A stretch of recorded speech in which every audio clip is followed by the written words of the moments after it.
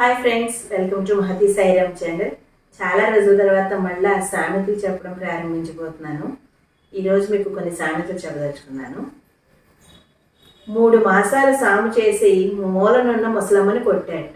అంటే మనం ఎంతో కష్టపడి నేర్చుకుని ఆ పనికి తగ్గట్టుగా ఫలితం లేకుండా ఏదో చిన్న పని చేసుకుంటున్నాం అనుకోండి, దానివల్ల మనకేం ఉపయోగం ఉండదు కదా.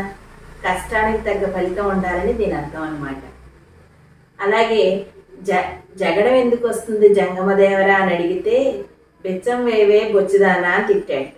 అంటే చెయ్యవలసిన పని ముందు చెప్పడం మానేసి అక్కర్లేని సోదంతా ఎందుకు అడుగుతున్నావు నువ్వు అని కోపడినట్టు అనమాట.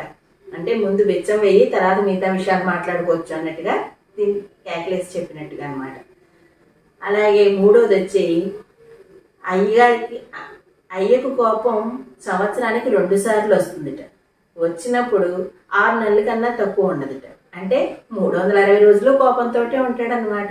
అది దీని అర్థం.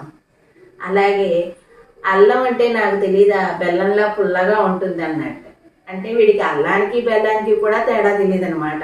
అది ఎలా ఉంటుందో దాని రుచి ఏమిటో కూడా వీడికి తెలియదు.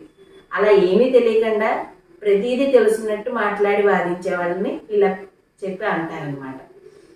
ఇక 5వ దానికి వస్తే పలకరా పెళ్లి కొడుక అంటే పెళ్లి కూతురు మొండ ఎక్కడ ఉందని అడిగాడు. అంటే వాడు నోరిప్పితే అన్ని అశుభమైన మాటలు, తిట్లు, చివాట్లు తప్ప మంచి మాటలు మాట్లాడటం వాడికి చేత కాదు. అలాగే ఇక్కడికి ఆపుతున్నాను. మిగతా రేపు చెప్తాను. అంతవరకు ధన్యవాదాలు.